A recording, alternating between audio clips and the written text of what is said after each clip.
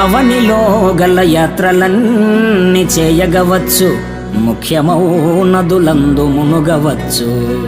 ముక్కు పట్టుక సంధ్య మునసి వార్వగవచ్చు, తిన్నగా జపమాల త్రిప్పవచ్చు.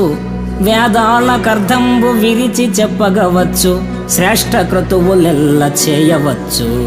ధనము లక్షలు కోట్లు దానమియ్యగవచ్చు, నైష్టికాచారముల్ నడుపవచ్చు.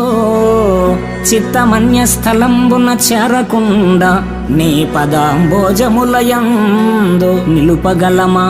భూషణ వికాస శ్రీధర్మపుర నివాస, దుష్ట సంహార నరసింహ దురిత దూర. అవనిలో యాత్రలన్నీ చేయవచ్చు, ముఖ్య నదీ నదాలలో మునగవచ్చు, జపమాల త్రిప్పవచ్చు, వేదాలకు అర్ధ వ్యాఖ్యానాలు చేయవచ్చు, యజ్ఞయాగాలు సల్పవచ్చు.